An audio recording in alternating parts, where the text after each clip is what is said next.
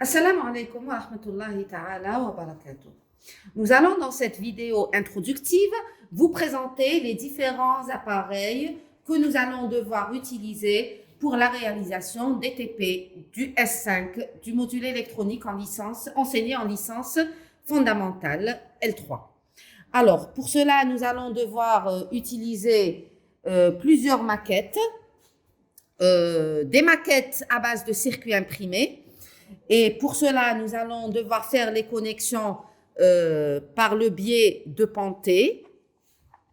C'est des petits pantés qui vont assurer les connexions entre les différentes branches du circuit. Alors, aussi, on peut utiliser des maquettes classiques, notamment une maquette pour la diode et une autre pour les transistors. Pour assurer les connexions sur ces différents types de maquettes, nous utilisons des fils de connexion qui sont classiques. Donc, c'est des fils conducteurs de différentes tailles selon la présentation de la maquette. Alors, pour pouvoir alimenter les différents montages réalisés sur ces maquettes, on doit utiliser donc un générateur basse fréquence, un GBF, et qui est doté donc d'un câble coaxial.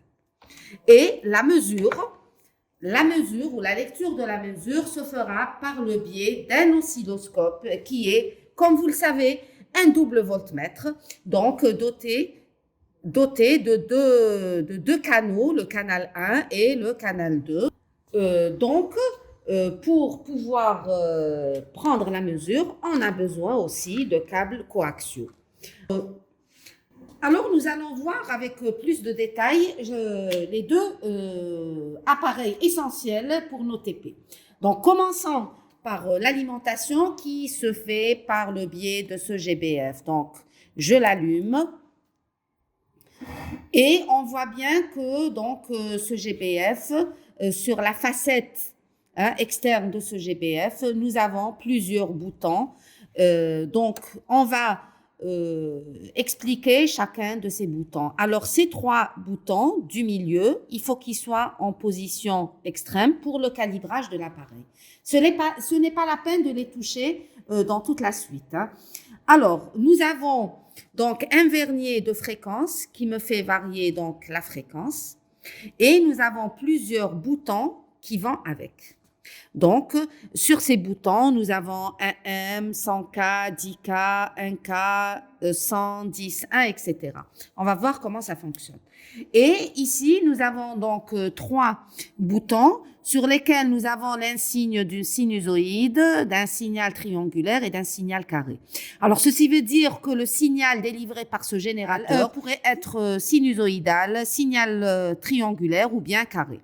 Alors, comme on travaille avec les signaux sinusoïdales, il suffira de choisir la sinusoïde. D'accord? Et là, donc, pour une mesure, pour un signal, donc, il est défini par une amplitude et une fréquence. D'accord? Donc, la fréquence, j'utilise ce vernier avec ces boutons. Alors, comment on le fait? Par exemple, si je veux mesurer ou bien fixer une fréquence de 20 kHz, qu'est-ce que je vais faire? Alors, je vais me placer, par exemple, je vais me dire, bon, je vais me placer au hasard sur 10K. Et là, donc, je vais faire varier de sorte à avoir 20 kg. 20 kg, alors la lecture, elle va se faire comment? Alors, je fais varier, je varie. Alors là, j'arrive à fixer. Attendez, bon, ça va se stabiliser de toutes les façons. Voilà, un tout petit peu. Voilà. Alors, qu'est-ce que vous remarquez? Vous remarquez que c'est écrit 20 et ici kHz. Donc, c'est directement 20 kHz. D'accord? N'allez surtout pas prendre la valeur et la multiplier par ce qu'il y a sur les boutons. Donc, la lecture, elle se fait directement sur le cadran. Donc, c'est 20 kHz. Je vais faire un autre exemple pour que vous puissiez comprendre encore plus. Maintenant, si je vous demande de fixer une fréquence de 100 Hertz, alors je vais diminuer. On voit que la valeur minimale que j'arrive à avoir, c'est combien? Donc, c'est environ 216, 217 Hertz. D'accord? Donc, c'est trop grand. Je vais à 1K. Et je commence. Là, c'est des Hertz. Donc, voilà, on est arrivé à avoir 100 Hertz. Donc, vous remarquez que c'est 100 Hertz. Alors, la lecture, c'est sur le cadran. L'unité, elle est juste en dessous. D'accord? Et maintenant, pour les hautes fréquences, par exemple, je ne sais pas, 200 kilos. Alors là, j'étais sur 100 Hertz. Je vais sur 100 ici et j'augmente. 200 kilos. Voilà. Et c'est comme ça à chaque fois.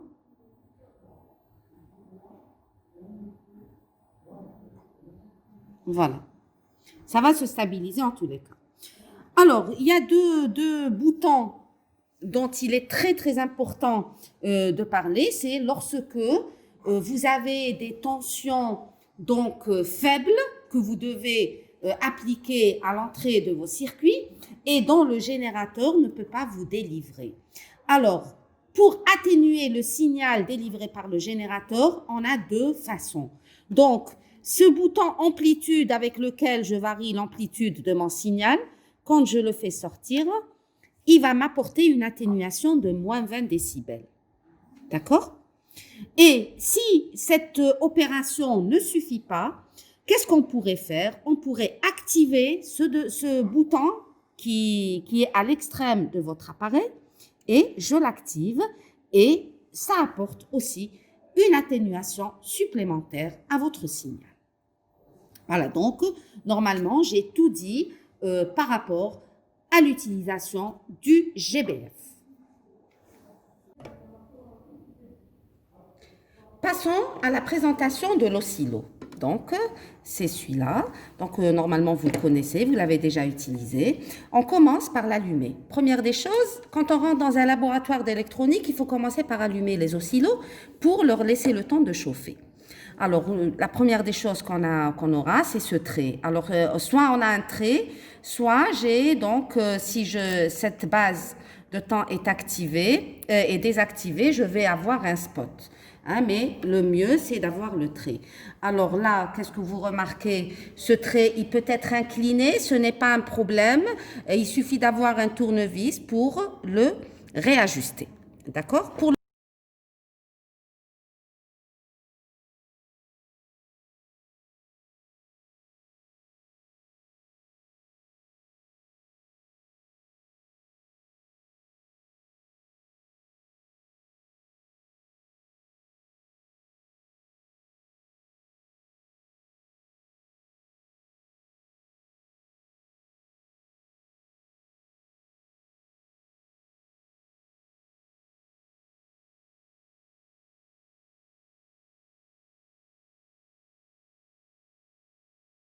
CH2, voix Y. Donc, une première partie réservée à la première voix et une seconde réservée à la deuxième voix, bien sûr. Donc, XY. Alors, chacune de ces sorties, elles sont dotées de certaines fonctions. Alors, si je travaille avec le canal X, le canal 1, c'est-à-dire la voix X, je vais devoir me placer ici sur CH1. D'accord? Et ici sur CH1 aussi. OK? Et vous remarquez que j'ai perdu un peu le trait, donc je vais le chercher avec ceci. Voilà. Donc, ces deux flèches me permettent de déplacer. Quand je suis sur la voie X, par exemple, c'est un déplacement vertical. Pour le déplacement horizontal, j'ai un bouton commun, donc c'est celui-là. Voilà. C'est des flèches horizontales. OK? Donc, cette voie, donc je suis sur CH1, elle est dotée d'un vernier de calibrage. Voilà, donc là, c'est les calibres. Et j'ai différentes graduations, si on peut les appeler ainsi. Donc, de l'extrême qui va jusqu'à 5, jusqu'à 1, l'unité, quand vous multipliez par le calibre, ça sera des volts.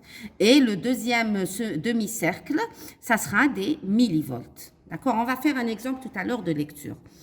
Alors, en bas de ce vernier de calibrage, j'ai deux autres boutons. Hein? J'ai le bouton ground, que ça veut dire quand il est enfoncé. Quand il est enfoncé, ça veut dire je suis à la Terre, je mesure le potentiel de la Terre qui est 0. Et quand il est activé, donc je mesure la tension qui est délivrée par un générateur ou pas. Et ici, vous avez regardé, vous avez donc AC ou C, j'ai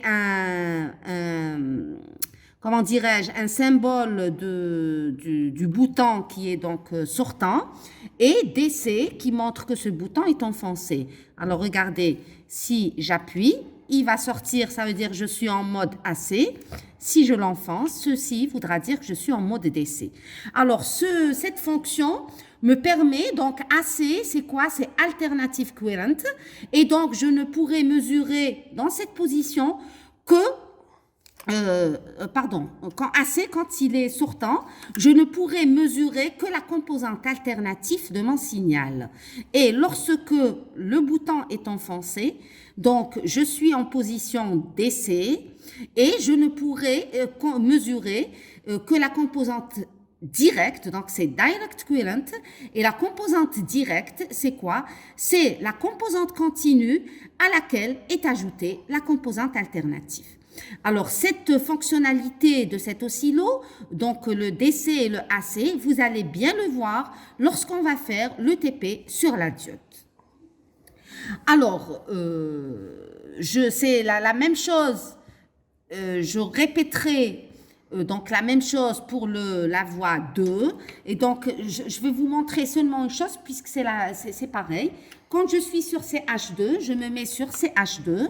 Et là, je me mets sur CH2 et je vais vous montrer que ce vernier, effectivement, il permet de déplacer que, donc, si je suis sur CH2. Alors maintenant, si je me trompe et je vais utiliser ça, regardez, il n'y a rien du tout parce que c'est le CH2 qui est activé.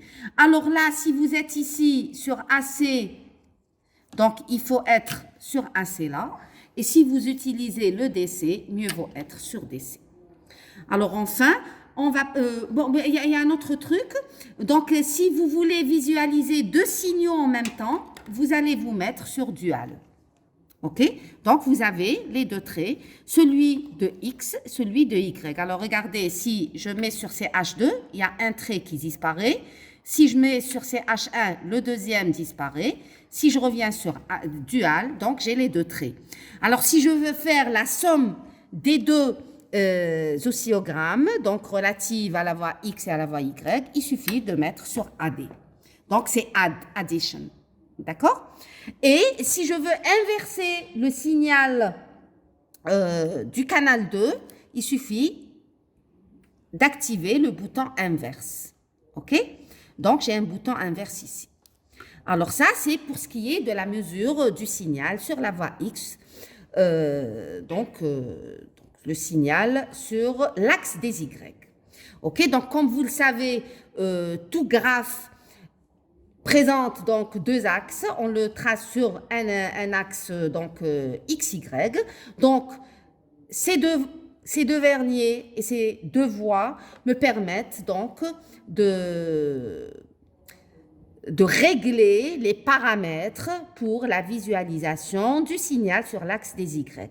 Qu'en est-il par rapport à l'axe des X? Donc l'axe des X sur un oscillogramme, donc l'axe des X c'est quoi? C'est l'axe des temps. Alors, une petite remarque, il ne faut pas confondre entre la voie X et l'axe des X. La voie X, la voie Y, c'est toujours l'axe des Y. Mais la voie X, l'axe des X, c'est la base de temps. Donc, comment jouer sur,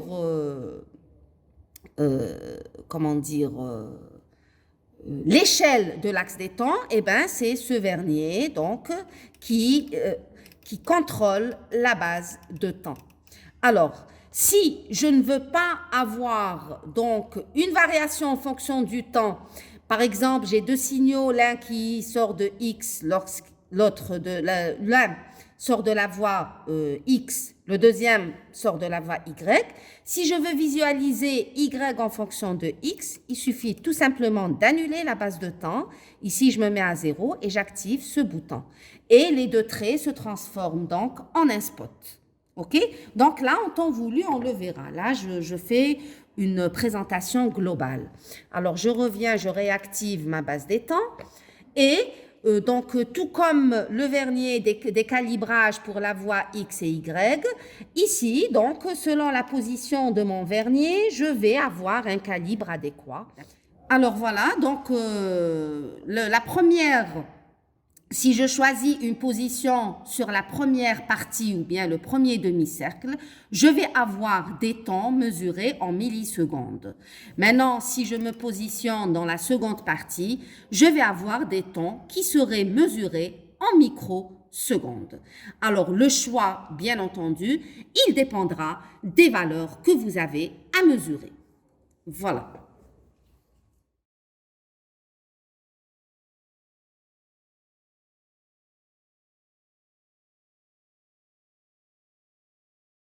Nous allons faire une petite application de tout ce qu'on vient de dire. Donc, cette application consiste donc à visualiser un signal sinusoïdal qui est délivré par le générateur qu'on a décrit tout à l'heure et qu'on va essayer, donc le signal sinusoïdal, on va essayer de le visualiser sur notre oscilloscope. Et le graphe obtenu sera appelé oscillogramme. Alors pour cela, donc notre générateur, il est donc doté d'une sortie et donc avec un câble coaxial. Voilà. Ce câble coaxial, je vais le relier au câble coaxial donc qui provient donc de notre oscillo. Alors je vais supposer que je vais me mettre sur le canal 2 par exemple, CH2, donc je n'oublie pas de vérifier que je suis sur CH2.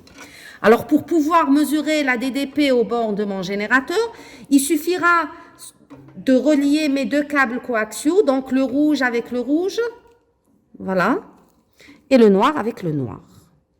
Et ainsi, j'aurai donc, normalement, je vais visualiser le signal sinusoïdal délivré par mon générateur sur mon oscilloscope. Alors, là, je vérifie bien que je suis sur une tension sinusoïdale et donc, je vais chercher mon trait sur l'oscilloscope. Alors là, regardez, voilà, regardez. Dès que j'ai branché mon oscillo, j'ai une sinusoïde, mais elle dépasse les capacités. Donc, je vais me mettre au maximum de mon calibre. Voilà. Regardez, j'ai une sinusoïde. C'est un signal sinusoïdal qui est très condensé.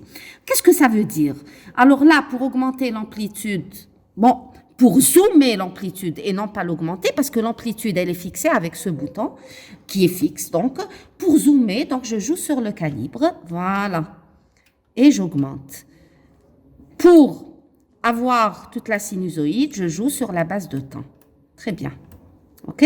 Donc, pour déplacer, je me mets ici. Voilà. Donc, je vais vous demander de mesurer, de fixer une tension, par exemple, de 3 volts. De 3 volts. Comment je vais faire? Alors, premièrement, il faut voir sur quel calibre je vais me mettre. D'accord? Donc, si je me mets sur le calibre 5, bon, pour éviter les fractions, on va pas prendre 3 volts, on va prendre 5 volts. OK? Alors, 5 volts. Si je me mets sur le calibre 5, je vais devoir avoir combien de carreaux? Je vais devoir avoir 5 carreaux. Maintenant, si je me mets sur le calibre 1, je vais devoir avoir 5 carreaux. Alors, je vous demande de me fixer une tension de 5 volts à la sortie de votre générateur. Donc, pour fixer les 5 volts, donc je joue sur l'amplitude. OK?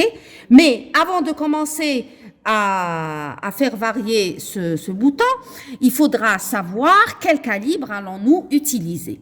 Alors, il y a plusieurs règles pour ceci. C'est tout comme pour le tracé d'un graphe. Alors, plus votre zoom est important et plus la précision est meilleure. Donc, si je dois mesurer 5 volts, si je me mets sur le calibre 5, je vais avoir un carreau et la précision serait mauvaise. Si je me place sur le calibre 2, je vais donc avoir 2 carreaux et demi et la précision va aussi être mauvaise.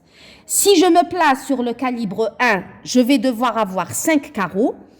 Et si je suis sur le calibre 0,2, je vais avoir combien? Je vais avoir 10 carreaux. Alors là, faites très attention. 10 carreaux, c'est insuffisant parce que mon oscilloscope, le cadran, a un maximum de 8 carreaux. Donc, je dois être dans le cadran. Donc, le meilleur calibre que je vais choisir, c'est le 1. Donc, pour avoir 5 volts, je vais jouer sur l'amplitude de sorte à avoir 5 carreaux sur mon oscilloscope. Alors là, je vais vous faire une petite remarque. Donc, pour avoir 5 volts crête à crête, c'est-à-dire de la valeur minimale à la valeur maximale, comme on l'a vu l'année passée, alors pour faciliter la lecture, je vais jouer sur la base de temps. Voilà, et plus les maxima et les minima seront rapprochés, alors je vais donc lire directement les extrémités ou la largeur de mon rectangle qui se trace sur le cadran de l'oscillo. Alors je déplace de sorte à me mettre sur un carreau, voilà, sur le... Très bien. Et je dois avoir 5 carreaux à partir du minimum. Donc 1, 2, 3, 4 et 5. Là, ça dépasse. Donc je dois diminuer mon amplitude pour avoir les 5 carreaux. Voilà. Je me repositionne ici. Voilà. Et là, vous avez combien de carreaux? 1, 2, 3, 4 et 5. Très bien. Maintenant, si je veux avoir, par exemple, 2 volts, il faudra rechoisir le meilleur calibre. Donc, si je suis sur le calibre 1, je vais avoir 2 carreaux et la précision va être mauvaise. Alors, attendez. Voilà. Très bien. Alors, voilà. Voilà. Là, la précision va être mauvaise. Alors, d'après vous, est-ce qu'on peut changer le calibre? Alors, si je me mets sur le calibre 0,5, sur le calibre 0,5 avec 2 volts, je vais avoir combien de carreaux? Je vais avoir 4 carreaux. 4 carreaux, c'est mieux que tout à l'heure. Voilà. Là, j'ai 4 carreaux. 1, 2, 3 et 4. Alors ici, donc, on a fixé 2 volts pardon, avec le calibre 1. Donc, 2 carreaux pour 1, ça me donne 2 volts. Maintenant, pour une meilleure précision, je peux jouer sur le calibre. Donc, si je me mets sur le calibre 5, regardez, j'obtiens tout simplement 4 carreaux et ça dépasse un peu. Qu'est-ce que ceci veut dire? Ceci veut dire que ma première mesure était imprécise. Donc, je réajuste légèrement pour avoir mes 4 carreaux, et qui mesurent toujours la même valeur de 2 volts. Alors, on va réajuster pour la précision. Là, c'est assez bon. Non, c'est assez bon. Donc là, j'ai 4 carreaux. J'ai 4 carreaux qui me donnent la valeur de 2 volts. 4 fois 0,5, ça donne 2 volts. Maintenant, vous allez vous dire, bon, on veut faire mieux. Si je me mets sur 0,2, je vais aller à l'extrême. Donc, je vais avoir 8 carreaux et ce n'est pas intéressant. Donc, l'optimisation, c'est le calibre 0,5. D'accord? Maintenant, toujours concernant les amplitudes, supposez que je vous demande de mesurer, de me fixer une tension de 100 millivolts, par exemple. 100 millivolts. 100 millivolts, je vais voir. Donc, je dois me mettre sur le calibre, par exemple, 50. Si je me mets sur le calibre 50, je vais devoir avoir combien de carreaux? Je vais devoir avoir 2 carreaux, n'est-ce pas? Et donc, je joue sur ma tension. Et là, c'est impossible. Regardez, c'est impossible. Pourquoi? Regardez, hein? Regardez, ma sinusoïde, elle dépasse. Pourquoi ça dépasse? Parce que tout simplement, je suis ici à l'extrême donc de mon vernier des amplitudes et je n'arrive pas. Ceci veut tout simplement dire que la tension minimale délivrée par le générateur est supérieure à 100 millivolts. Donc, comment je devrais régler ceci? Alors, comme je l'ai dit tout à l'heure, je vais tirer, regardez, là, c'est écrit moins 20 décibels.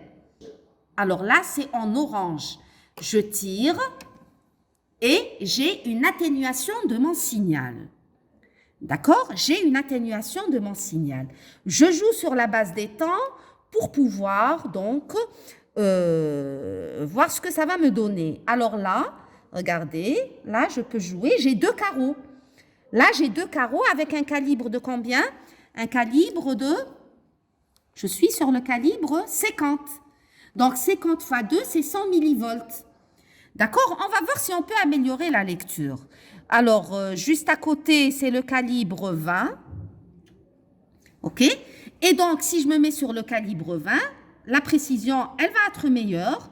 Et je vais devoir avoir 5 carreaux. Alors, regardez l'imprécision, l'incertitude de tout à l'heure. Donc, 1, 2, 3, 4, il pourra avoir mes 5. Donc, je vais augmenter un peu. Voilà, et très bien. Alors là, vous voyez bien que le choix du calibre influe énormément sur la qualité de votre mesure, c'est-à-dire sur la précision de la mesure que vous avez.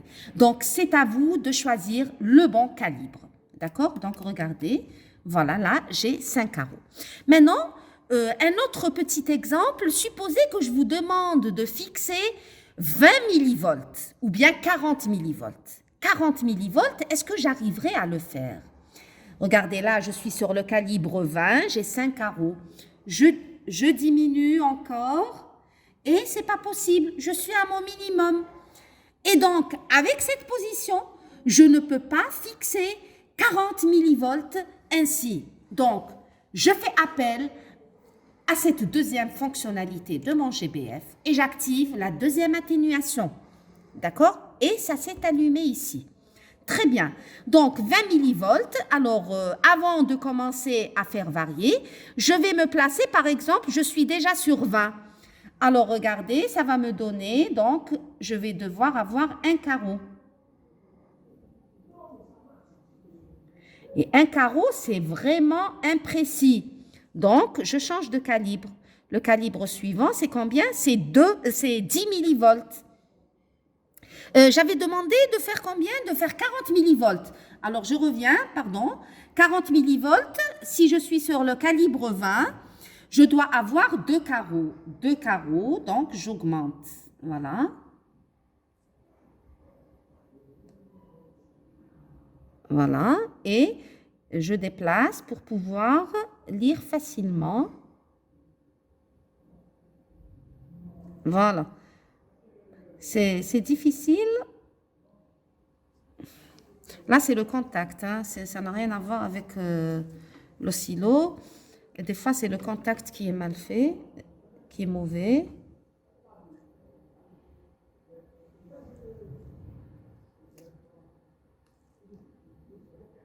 Voilà.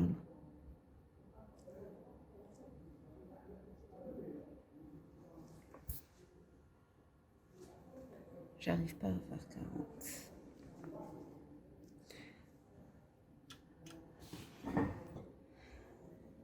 Alors voilà, donc on a fixé 40 millivolts, donc cette fonction a été désactivée et ce bouton suffit.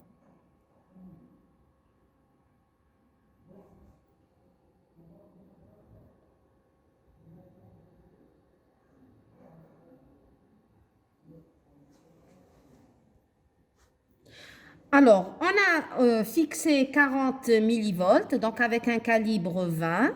j'ai 2 carreaux. Alors là, cette fonction a été désactivée, donc ce bouton, l'activation de ce bouton suffit pour avoir les 40 millivolts. D'accord? Alors là, pour une meilleure lecture, je vais changer mon calibre. Si je me mets sur le calibre 10, voilà, je vois que j'ai donc 4 carreaux. Il manque un tout petit peu. Voilà, et là, c'est la précision, c'est super. Voilà. Donc là, j'ai mes 40 millivolts. OK? Donc, c'est des valeurs, donc 40 millivolts crête à crête. C'est une valeur crête à crête, donc qui est prise entre le minimum et le maximum.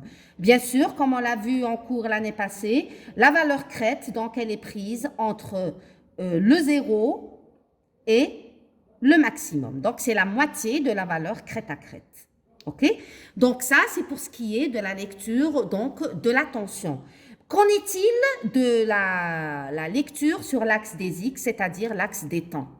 Alors, si je vous demande de mesurer la fréquence de ce signal, comment vous allez procéder?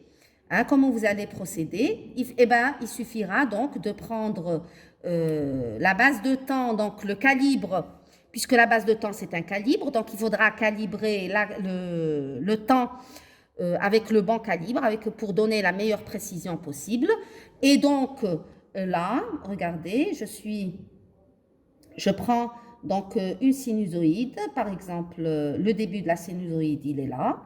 OK? Et donc, pour lire la fréquence, je vais avoir le temps, et donc de déduire la fréquence, je vais avoir, donc, là, je calcule la période de la sinusoïde. Donc, j'ai combien de carreaux? 1 carreau, 2 carreaux, 3 carreaux, 4 carreaux et 5 carreaux presque. Alors, 5, et je reviens à ma base des temps. Donc, 5 carreaux, le calibre, il est de combien? Le calibre, il est de... Attendez que je voie. Il est de 10. Donc, 5 fois 10, ça donne combien? Ça donne 50 microsecondes. 50 microsecondes. Alors, sachant bien que la fréquence est égale à l'inverse de la période, donc si je veux calculer la fréquence de mon signal, je vais faire F égale à 1 sur T, et donc 1 sur 50 va vous donner 20 kHz. Et 20 kHz, c'est environ ce qui est affiché donc, sur mon générateur. Donc là, c'est pratiquement donc, les 20 kHz. Là, ça dépasse un peu. Donc, si vous changez de la base des temps, eh ben, vous allez avoir combien ici? Si je change la base des temps, donc je commence ma lecture à partir de 0. Et donc, je vais avoir 1 carreau, 2 carreaux, 2 carreaux et demi. 2 carreaux et demi fois donc combien? Fois 20, ça va vous donner 50 microsecondes. Et c'est la même chose. Maintenant, si je fais varier, regardez, si je fais varier ma fréquence ici, regardez, la période, elle change. Et c'est tout à fait normal puisque la période, c'est l'inverse de la fréquence. Plus la fréquence augmente, la fréquence diminue, pardon, la période augmente. Et si la fréquence diminue, si la fréquence augmente, la période, elle diminue. Et on a un rétrécissement, donc, de mon oscillogramme. Voilà. Alors, une dernière remarque avant de terminer. Ce qu'il ne faut surtout pas confondre, c'est le rétrécissement dû au changement au niveau de la base des temps. Regardez, à fréquence fixe, j'ai un rapprochement des maxima et des minima, c'est-à-dire un rétrécissement de mon oscillogramme. Alors, ce rétrécissement, il est dû au zoom de mon oscillogramme. Je l'agrandis, je le rétrécis. Par contre, si je joue sur la base la fréquence délivrée par le générateur, c'est un rétrécissement dû à un phénomène physique. Donc ça, là, c'est la fréquence de l'onde qui change et non pas le zoom de mon oscillogramme. Donc, cet élargissement et rétrécissement, il est dû à la variation ou au changement de la valeur de la fréquence. Donc, faites très attention à ceci. Alors, avec cette remarque, on arrive à la fin de cette vidéo introductive et dans l'espoir de se retrouver virtuellement lors de la prochaine vidéo pour la présentation du premier TP qui portera sur la diode, phénomène de redressement et de filtrage. Je vous dis bon courage et à très bientôt, Inch'Allah. Wassalamu alaikum wa rahmatullahi ta'ala wa barakatuh.